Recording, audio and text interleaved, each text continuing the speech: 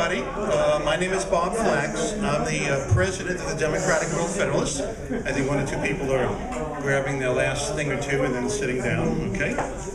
I want to welcome you to our annual Good Government Luncheon. Let me first start by asking how many people have never heard of our organization before, the Democratic World Federalists? Anybody? A few hands? Okay, so let me just tell you who we are and what we're about. We are a nonprofit.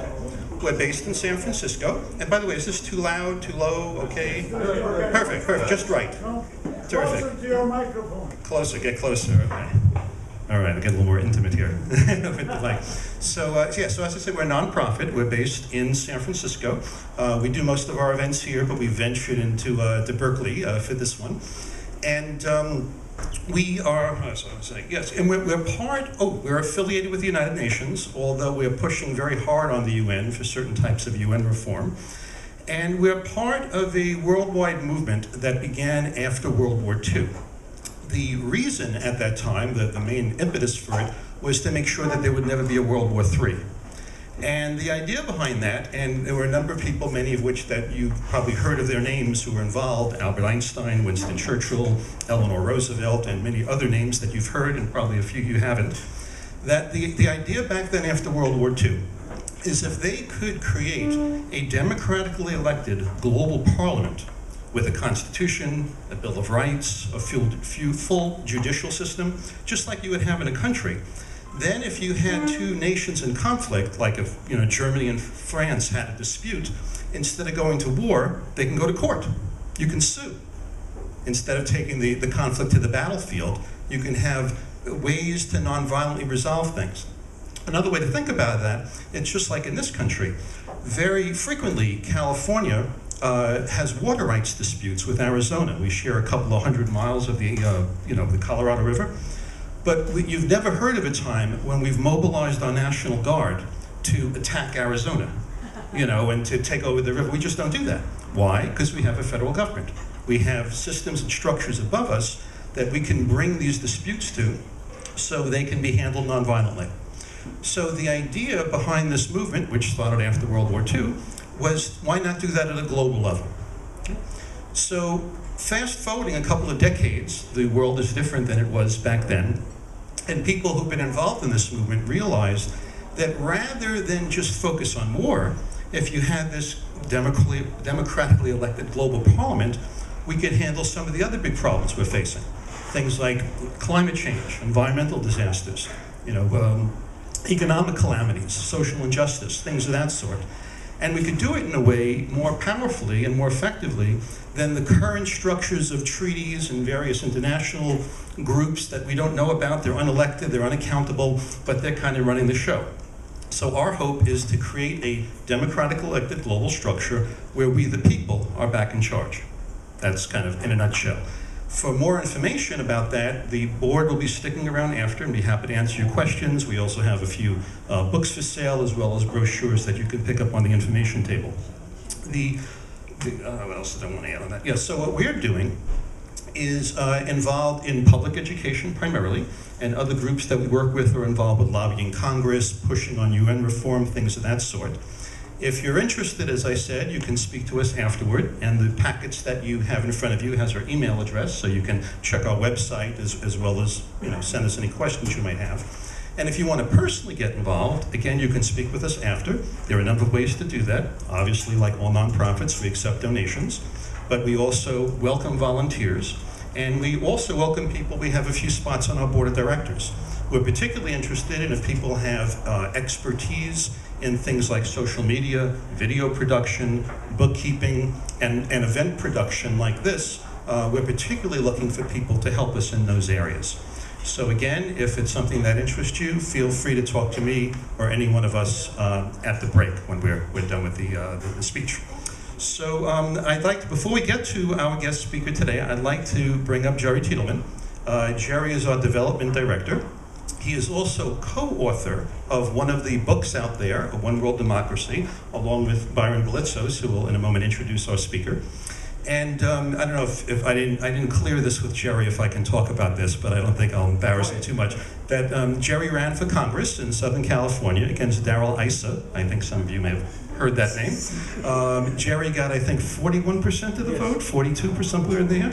So it was close. But the reason we love him in addition to that is, again, he is co-author of probably one of the better introductory books that we have on the concept of a global parliament or world federation. It goes by a number of names.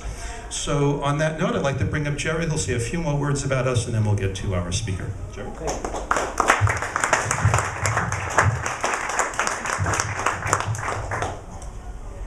Thank you, Bob.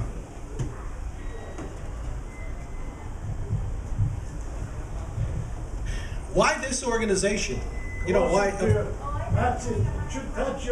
Touch your lip. Okay, how's that? Why this organization? There's a lot of organizations I could belong to. There's a lot of worthy causes out there. There's a lot of important work that needs to be done in the world. But why choose this organization? Well, that's the question I ask myself sometimes. And the reality is, the world's in trouble. We're in very big trouble. If you look at what's going on in the world internationally, we have war, we have nuclear weapons being proliferated, we have environmental collapse is something that looms in the future if we don't straighten things out. The world is in serious trouble. And I could work on other issues. I could work on local issues. I could do other things. But I think if we don't solve the big problems of international relations, of war, of nuclear weapons, of global warming, these problems can only be solved at the international level. And that's what this organization is about. And the reason I support it is because I see what's happened with the UN. The UN is something that I support. I believe that the UN is the greatest peace and justice organization in the world, and I support the work they've done. I think they've saved millions of people and prevented, countless wars, but they've not fulfilled their destiny. They've not, rid us of the scourge of war. And the ideas that this organization holds, which is the idea of law, the idea of civilization, of settling disputes in a court of law or settling disputes in a parliament by voting, that idea is really the basis of civilization. Civilization is based on law, and that's why I support the idea of creating a democratic world federation rather than what we have now, which is a series of alliances, treaties, sovereign states. And the idea is to reform the UN, or more specifically transform the UN into an effective organization that can really work, where sovereignty and allegiance is not held just to the country, but is held to all humanity, meaning that decisions are made based on what is good for humanity. The idea of World Federation is not a new idea. It's been around for a long time. And people misunderstand it sometimes. They think that World Federation is going to be this one big brother government, tyrannical government possibly, but it's not. It's more based on sharing a portion of sovereignty with a higher level. For example, the European Union is probably the best example that's happened in my lifetime. You had Europe. Europe's been at war for thousands and thousands of years. Now you have peace in Europe. They were awarded the Nobel Peace Prize because we don't worry about Germany and France going to war, England going to war. We don't worry about that. They settled their disputes in a court of law, in parliaments, by voting. And this can be done at the world level as well, and that's the goal of this organization. The goal of this organization is to bring peace to the world and to actually abolish war. That's right, I just said that, abolish war. Just like slavery was abolished in the 1800s by a movement of ordinary people, so can war be abolished. Just like women won the right to vote, it was done by ordinary people pushing for that. Civil rights, it was run by ordinary people. Union organizing, ordinary people pushing for it. You have to have, what I learned in politics when I ran for Congress, you have to have the political will. And without the political will, things don't get done. The people have to push, and then the politicians go. So that's one of the things I want to stress, is that we have to move this conversation of a democratic world federation, of reforming the UN, into the political debate. Right now, it's held by a group of intellectuals, professors, political activists. If you look around the room, that's who's here today. It's not out there in the politics. It's not out there in the media. We don't hear discussions about should we reform the UN, should we have a meeting about it? Should we, remove the veto power that the 5 nations have? We don't hear that in the political debate, and that is our goal. This organization is to bring that into the political debate. We now have more power. I have more power in my pocket than people have had throughout history. I can go on Facebook or Twitter and put a message out there. I'm now not just receiving mass communication coming at me. I'm a mini broadcaster. We all have that power. The idea is to use our power to reach out and to create a political will, a debate about how the world is structured. That we no longer accept the idea that groups of humans should hunt other groups of humans. So that's why I'm here today, is to tell you a little bit why I'm passionate about the organization. And I think that you have to get passionate because we're talking about big issues. And this is an organization that can do that, and when a group of people come together, we can get fired up and we can make great things happen. Now, I learned in politics, one of the most important things in politics, and I hate to bring this up, but it's the mother's milk of politics, and that's money. Money allows you to amplify your message. When you have a thought, a political idea, and you want to get it out there, you need money. The other thing you need is people. You need volunteers. Some people have a lot of money, they donate it. Some people have a lot of time, they donate it. I want to get you involved any way you can in the organization. Come talk to me after the next speaker, the event, and let's get going. If you have any questions, we'll discuss it afterwards. Thank you.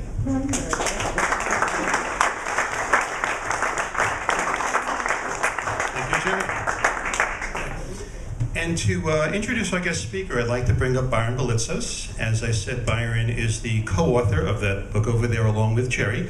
Byron is also a publisher and the creator of Origin Press, correct? Okay. So, and on our board of directors. So, Byron?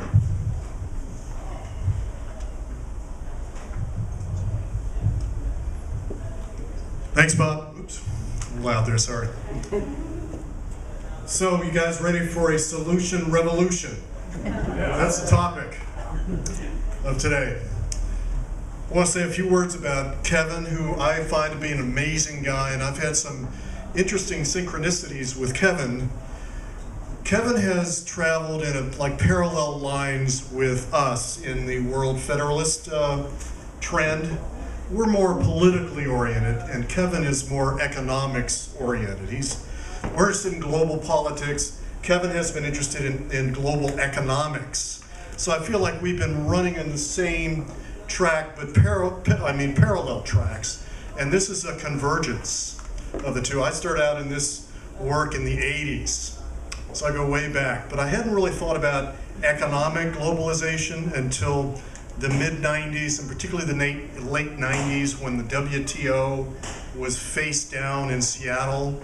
And everybody knows, right? This is an incredible historic moment of the people from the grassroots demonstrating against a top-down economic dictatorship, really, the WTO. And I found out and verified this is the case. Kevin's organization was a prominent player in the streets, in the action, in building the coalition that successfully got the WTO to call off their meeting in Seattle. So I'd heard about this Global Exchanges organization, and then a few years later I saw a book in the shelves at somewhere in San Francisco that just jumped out at me, and the title of the book was Insurrection: Citizen Challenges to Corporate Power, forward by Arianna Huffington. This is one of Kevin's 13 books. So I pulled this thing down and I said, who is this gutsy guy that published this book titled Insurrection from a major academic publisher? Well, that was Kevin. So I decided to start tracking on this guy. And then I started hearing about Medea Benjamin.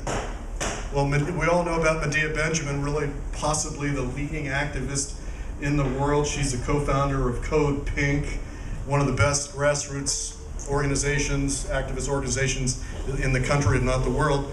Well, then I found out that she was the wife of Kevin Danaher. So I just keep running into Kevin Danaher. Then I started hearing about the Green Festival.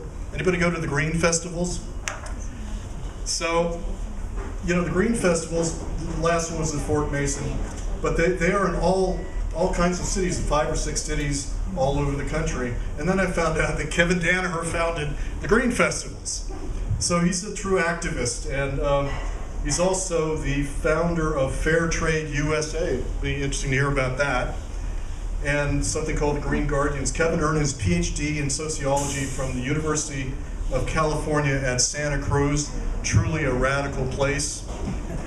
He wrote a sociology dissertation about South Africa, their apartheid movement, the anti-apartheid movement. And he was a professor at American University for a while on the East Coast, and he came back to the West Coast and was working with Food First, which was a great organization. And it was there at Food First that he came up with the idea of global exchange. And how many of you have heard of global exchange?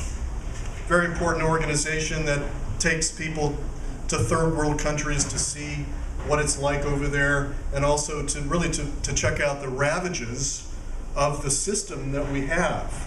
So he's been an educator in that way, and also a businessman. At the same time, Global Exchange was a nonprofit that had a lot of revenue, so he's been able to power himself with his own entrepreneurial ideas. As I said, Kevin is the author of 13 books, including Democratizing the Global Economy. That's a great title, and that's a title that should be after our own hearts as World Federalists. He's also written a book called 10 Reasons to Abolish the IMF and the World Bank.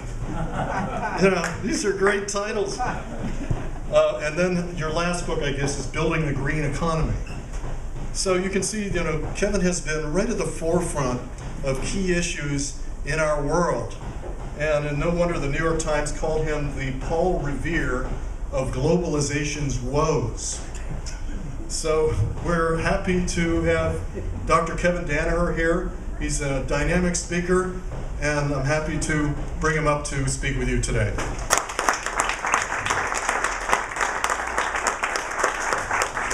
Thank you very much, folks. I really appreciate it. It's a pleasure to be here. I want to start with an ad. This is for a great event that's coming up for a video. It's called The Power of Community, How Cuba Survived Peak Oil. There's some flyers around for it.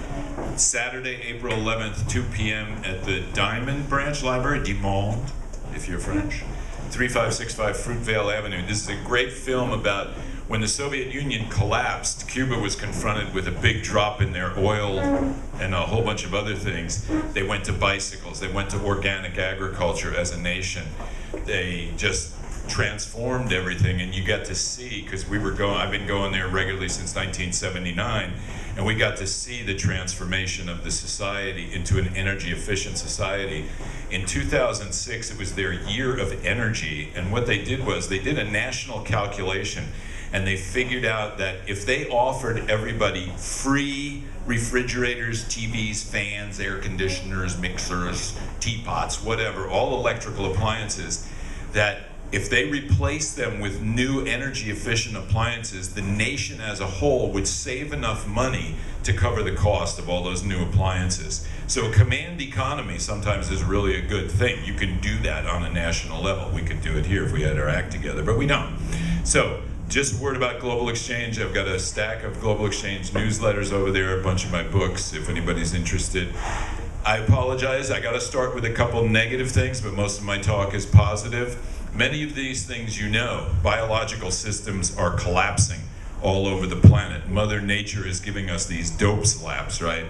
Species destruction. The number one cause of species destruction is habitat destruction. You destroy a forest, the animals have to leave. The number two source of species destruction is international trade, because the invasive species, kudzu vines, zebra mussels, Africanized bees, they ride on the trade, and they kind of say, free trade, yeah, it's not free. Deforestation. We've cut down over 95% of our original growth forests in this country. So when we tell the Brazilians, don't cut down the Amazon forest, they say, oh, like you didn't? Topsoil is eroding. The U.S. loses 24 billion tons of topsoil a year. That's 3.4 tons per person. Yeah, we're number one. Yeah, we're number one. Landfills are filling up with waste, and I put waste in quotes because waste is a concept. It's a human creation. Nature doesn't do waste, right? In nature, everything is somebody else's lunch. It's 100% recycling. Even at the green festivals, we hit 98, 99% resource recovery because of the way we do our recycling and composting, and every bin is staffed with volunteers to say, no, that goes in this bin, not in that bin. But even we can't get to 100%. San Francisco is #1 in the world. We're at 80% resource recovery. But that last 20% is going to get a lot harder, right? So we got to eliminate waste. Peak water, we here in California know about peak water. We just had a non-rainy season, 2 days of rain. Ocean acidification, the oceans absorb carbon dioxide out of the atmosphere. The problem isn't carbon. Carbon in the soil is great. Carbon in the air and in the water is bad. So it's about where we put our carbon. And you can see the bleaching of these coral reefs. The coral reefs are like the soil of the ocean. It's where all the microbiomes happen that feed the bigger animals. Record-breaking wildfires, particularly in the western states. Air quality is declining. The data is there and it's mounting. Black snow, what? This is Greenland. This is soot from forest fires and coal-fired plants. And there's a guy, a really cool guy, who did a thing called the Dark Snow Project. It's darksnow.org, where he calculates the additional energy absorbed by that ice because of the black coating.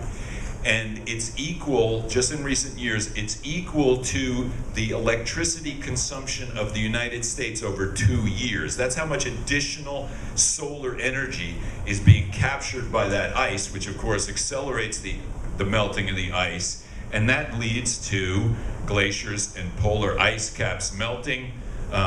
This thing here is what's called a moulin. This is where the water drills down through the ice. When it gets down to the interface between the ice and the rock, it lubricates the slipping of the ice toward the ocean. The West Antarctic ice sheet is melting. That alone will put Miami and the Florida Keys underwater. So don't buy coastal real estate. It's not a good investment. Buy high ground.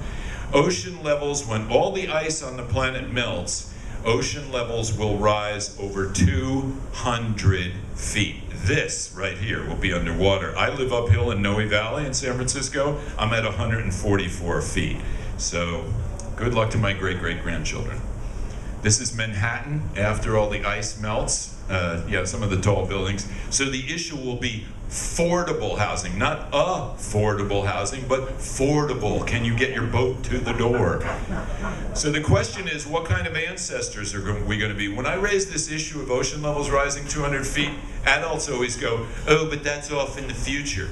Oh, like if you're dead, it doesn't matter, huh? So you don't care about your great-grandchildren? We're saying, oh, screw them, right? We don't, it's really unconscionable. Fossil fuel industry is the enemy. That's the enemy. It's coal and petroleum in particular, right? That's who we need to focus on. So you have divestment strategy. The Rockefeller Foundation, funded on oil, they divested from fossil fuel stocks. San Francisco State University, where I teach, yay, we were the first university to divest. Stanford divested recently. There's a big divestment movement on the campuses. They call me up and say, hey, you were involved in that apartheid divestment stuff. Could you tell us how you... And I said, you go to the administration as an ally, not as an enemy. And you tell them, look, these stocks are going to go down because we activists are going to drive down those stocks. So you should sell your stock in those companies. Self-fulfilling prophecy. People at Global Exchange, we always do shareholder resolutions. We own some stock in some really shitty companies, but it's so we can get into their meetings each year and mess with them and raise these issues. A carbon fee, I call it a fee, not a tax, because people are vaccinated to hate tax. You could tax carbon, because carbon coming into any port in the United States, whether it's coal, gas, or oil, it's all computerized how much there is, and you just put a tax on it, and then you redistribute that toward distributed renewables, right, where each building has its own renewable energy, and you do it, you have to do something to offset low-income people not being able to commute and pay high gas prices.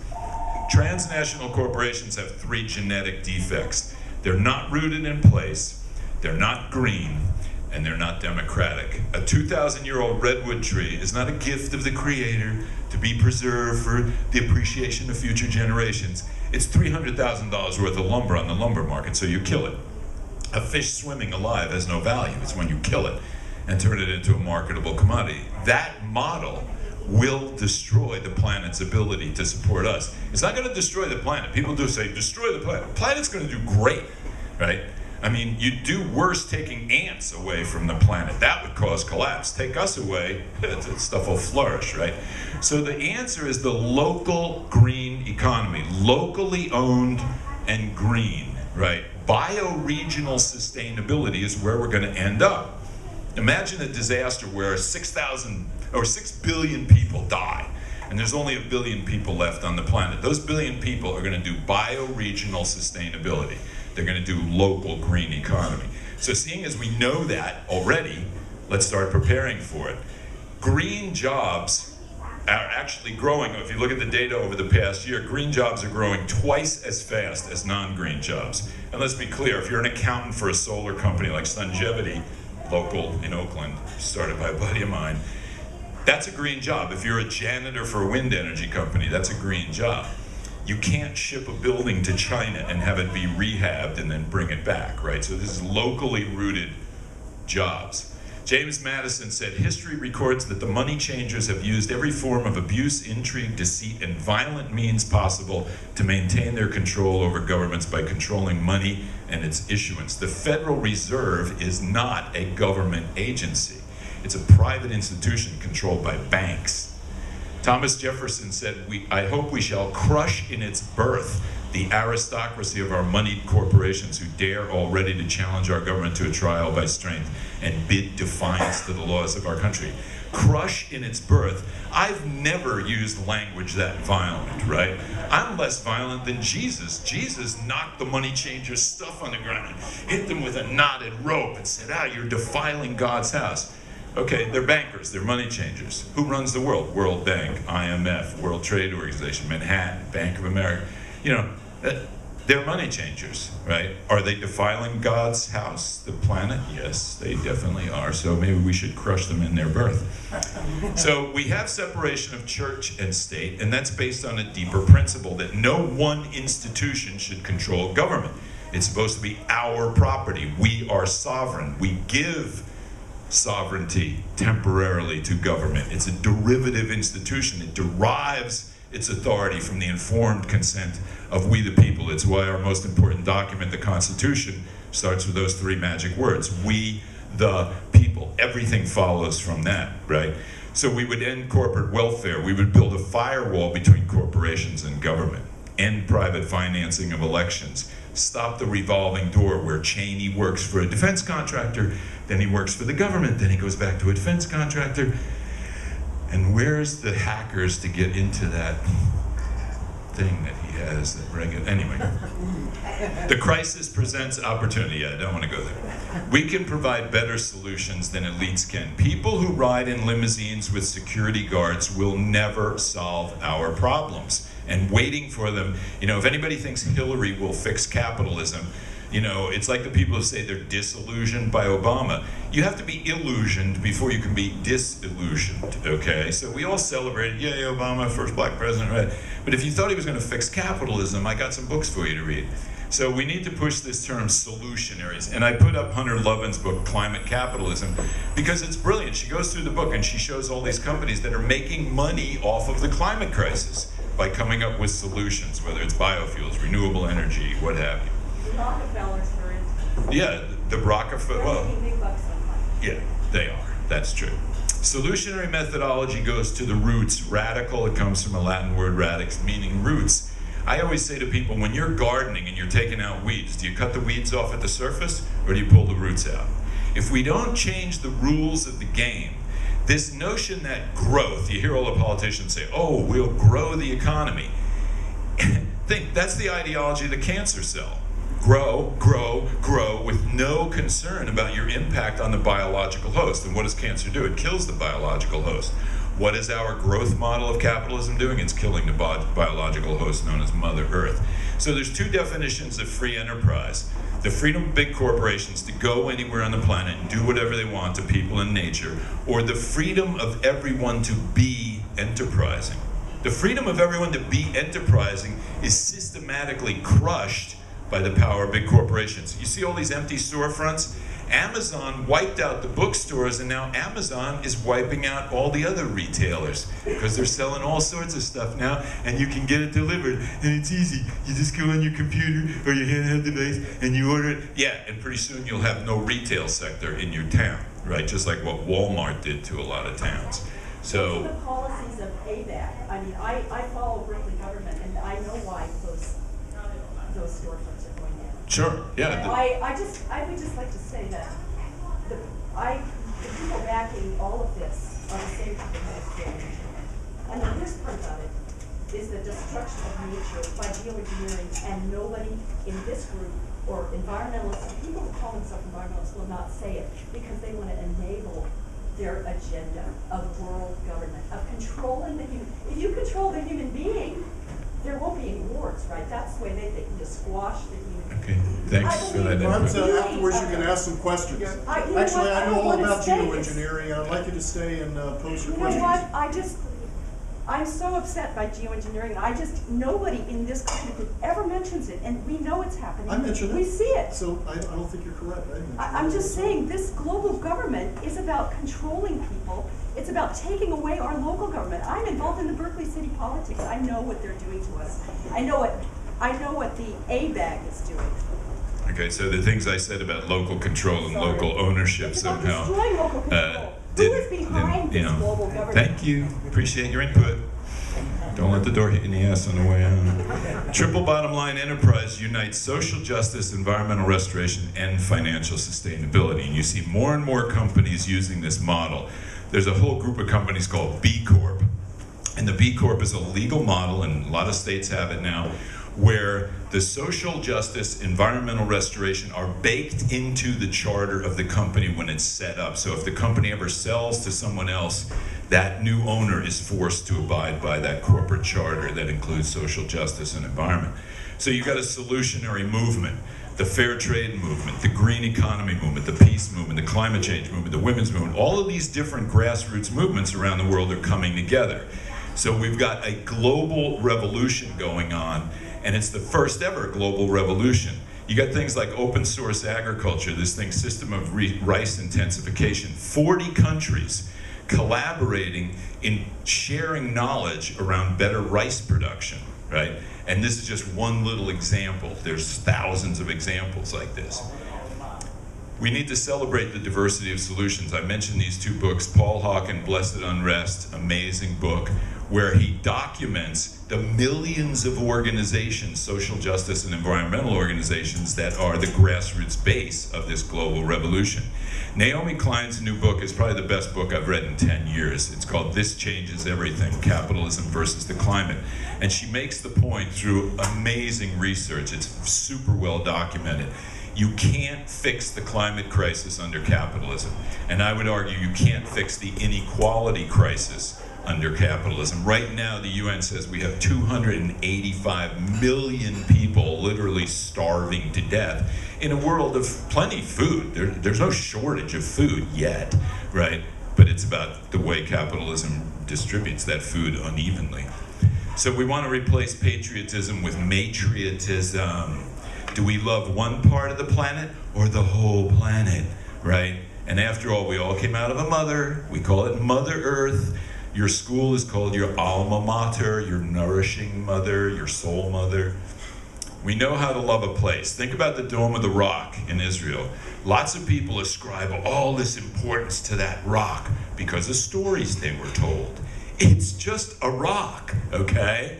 So if we can love that rock, we can love the whole planet. We can teach people how to love the whole planet. So here's the paradigm shift. It's science and spirituality coming together against guns and money. You got guns and money on one side, and you got science and spirituality on the other side. If I do an act of kindness toward this beautiful woman here, her serotonin levels go up. It's a neurochemical. My serotonin levels go up through that act of kindness, and anyone who observes that act of kindness, their serotonin levels go up. Most of your serotonin is in your digestive system. It's your second brain. So we have the ability to self-cure, right? And this is something that indigenous people knew. Indigenous people, if you go back and you look at indigenous people's culture, their science and their spirituality were integrated. Plains Indians, when they killed the buffalo, we know they would use every part of the buffalo. And they would take the skull at the end and they would put it in the soil facing east so that the buffalo's spirit would see the sunrise in the morning. The guys I grew up with in New Jersey would say, that's bullshit. It's not bullshit. They're putting calcium and phosphorus and potassium and other important chemicals back into the soil to feed the grass, to feed the buffalo. They're actually bison, not buffalo, to feed the Indians. So their science and their spirituality were integrated, and we're at that point now where we're starting to reintegrate science and spirituality. The brain science, check out a book called Love 2.0. It's a Dr. Barbara Fredrickson. She's a brain scientist, and she talks about the chemistry in your body when you're in love. Love 2.0, great book. Science and spirituality coming together. The internet is undermining fundamentalism. That's why you're seeing all this backlash by these religious types, whether it's Tea Party or ISIS or what. By the way, ISIS, the command of ISIS, it's the former Iraqi generals that we kicked out of their jobs when Brenner went in there and shut down the Ba'ath Party and the Iraqi military, total idiot. And the problem with these fundamentalist groups, they took the fun out of fundamentalism, right? It's fun, mental. There's a doctoral dissertation in that word. Science and spirituality coming together. The golden rule in our book, Building the Green Economy, we went through a whole bunch of cultures and you see some version of the golden rule. And now what we're doing is we're unpacking the word others to mean all living things, not just other people. How do we love all living things? And that's better for us. We have the ability to do cross-species empathy, right? This is an amazing thing. And I use a frog because right now there are hundreds of species of frogs in Central America that are going extinct because of a fungus that used to get killed by the cold at night, and it's not cold enough at night, and that fungus is spreading, and it's wiping out species that we haven't even named yet. Do we have the right as one species on this planet to be wiping out other species that we don't even know their names? We haven't even studied them. Perhaps their skin give off a chemical that can cure cancer. This is happening right in the Amazon. They're finding all these plants and animals that have these amazing, not to mention psilocybin and some other cool things. But cross-species empathy does have its limits. You don't want to take cross-species empathy too far. I wonder, is that how swine flu got started? I don't know. Where's the parent? Actually, I edited the parent out. The parent is right behind going, oh my God. So we're in the early stages of the first ever global revolution. It's a values revolution that is saying instead of having money values rule over the life cycle, we need to have life values rule over the money cycle.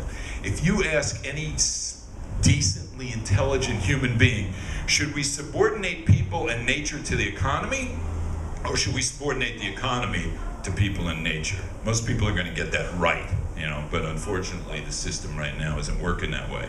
So if you ask people which is sacred, life or commerce, they're not going to say commerce. Commerce is something we do. It's like religion, sport, sex. Well, that's in a separate category by itself, but you get my point, right? Commerce is a thing we do in order to get goods that we need, right? It's not the meaning of life. So you ask yourself, if it's guns and money versus science and spirituality, guns and money are temporal. They dry up and blow away in the wind. They're going to go away. Science and spirituality, facts and moral authority are on our side, right?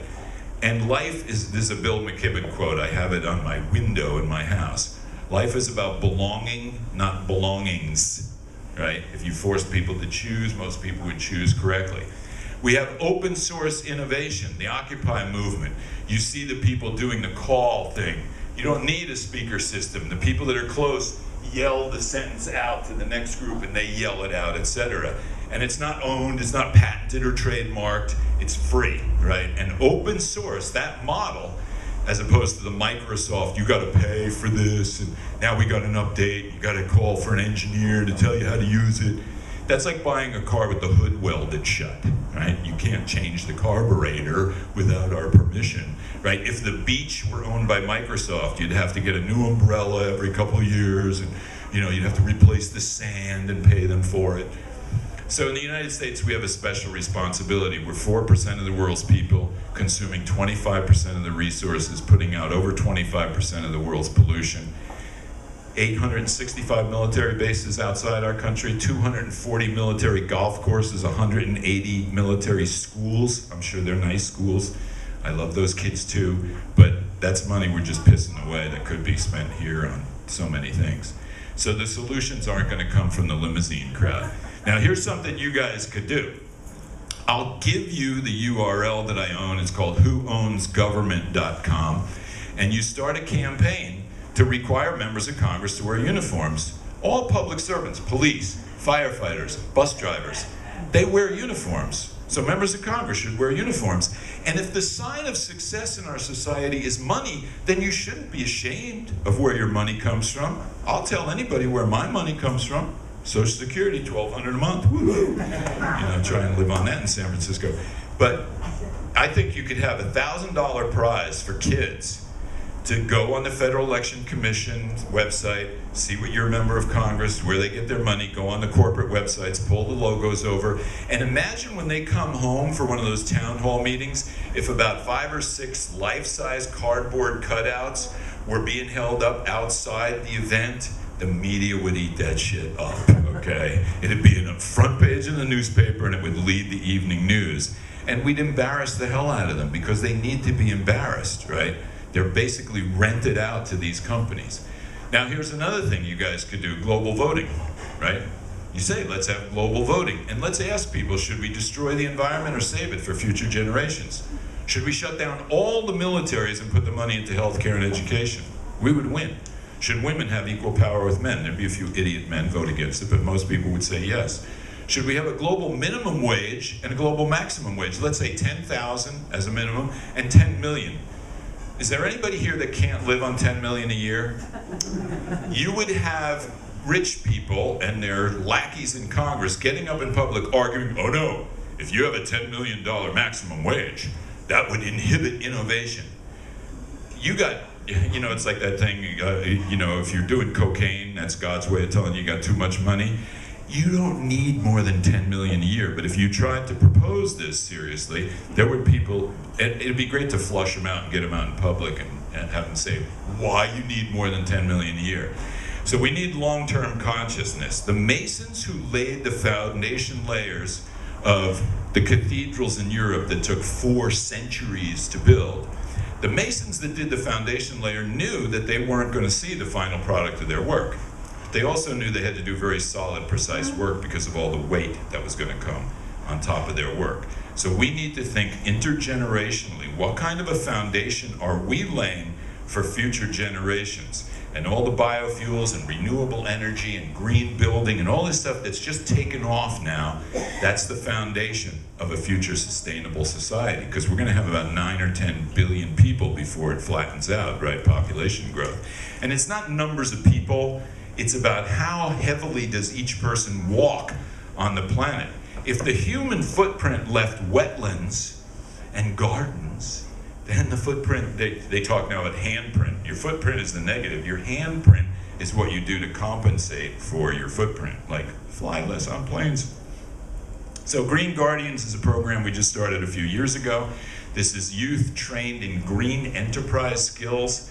And the idea is to get these kids to learn enterprise, but in a way that's about healing the environment and healing our social disconnects. Upcycling is taking stuff out of the waste stream. This is furniture made out of cardboard. I've sat on some of this furniture. It's amazingly stable. China's first female billionaire made her money off of US cardboard. She was going around LA picking it up herself and selling it, and then she realized, wait, there's all these boxes coming in the US from China. She starts shipping cardboard to China, making boxes and selling it to the companies selling stuff to the US. She's a billionaire, right? So garbage has value. So at Green Guardians, we took out a parking lot. You can see over here, it was just funky. The city gave us money because the city water department wants to get rain into the ground to recharge our aquifers and our springs. We took out the asphalt and cement, and now it's got a whole bunch of crops. Actually, I took this picture this morning, so it's up to date. And the kids, when you see a kid pick a strawberry off the vine and put it in their mouth, and they give you that look like, wow, never did that before. The boys are learning how to make stuff like pizza off the crops, and they understand this is going to help you with your girlfriends. It's really good. So they're focused on cookies and pizza, right? And that's stupid. They're good kids. I have one kid, he comes up to me, he's my best student actually. I was working out in the garden and he came off the street one day and he goes, "Hey, can you make money doing this?" I said, "Yeah, you can make money. You want to learn how to do it?" This kid now, when I ask him, "What's your career track?" he says, "Food, agriculture, food, cooking, etc." Awesome kid. So this is a building project at 16th and Mission. The city owns this lot. They just issued an RFP. And what we're trying to propose is a Green Mart Eco Mall based on 13 years of Green Festival. You put your local green companies in there. You have lots of events at night. This is a 36,000 square foot space. It's huge. We've got it scoped with a pocket park and a garden, a farm up on the roof, 5,000 square feet. That's probably about, 8 times the size of this room. You can grow a lot of food and sell it to the food court, and the food court can pay ahead of time for the food. So you fund the soil and seeds and everything with a pre-purchase from the food court. And there's some really good groups involved in this. The housing is going to be all affordable and homeless families because it's city-owned. The city is only charging $15,000 a year for the land. So that's really cheap. It's on a barge station with 2 major bus lines. It's a great location. So, final thoughts. There's 2 kinds of analysis. The analysis of the way things are, and the analysis of the way we can make things be. And it's that latter analysis of the activists that we need to implement. We're very tolerant people, but we should have no tolerance for cynicism. Cynicism is what passes for insight when courage is lacking, right? It's the intelligent coward. "Oh yes, Kevin, I understand all these problems, but I'm getting my personal thing together here on the planet." Yeah, right, I've heard that, and I never saw you out at the demonstrations. The Titanic is the corporate economic model. It has struck the iceberg of unsustainability, and it is sinking. So we have 2 possibilities for our politics. One is to run around the decks of the Titanic with protest signs, "This boat sucks!" And I've done that and been arrested many times doing it. The other is to build the next boat, a solar-powered, wind-powered boat, party on deck, scantily clad people dancing to music with drinks in their hand, and people will jump willingly to our boat, right? It's what Buckminster Fuller said. Don't spend your time critiquing what sucks. Build a better system. And that's what's going on around the world. That's what we do at the Green Festivals, and that's what I put my energy into. We need to make global revolution fun. This was taken at the Washington, D.C. Green Festival. It's a women's percussion group. And these young women come into that event banging on their drums and just juice everybody's energy in the whole place. And they go up and down all the aisles, and they're amazing. But if it's not fun, like Emma Goldman said, if I can't dance at your revolution, don't count me in. And I'd leave you with the Prime Directive, which is from William McDonough, who wrote the book that I always recommend to my students. It's called Cradle to Cradle. And it's about how we need to create a closed loop economy, everything totally reused. And he says, how do we love all the children of all species for all time? If that was the Prime Directive, and all policy came down from that Prime Directive, we would fix all these problems. So thank you very much for your attention. I appreciate it.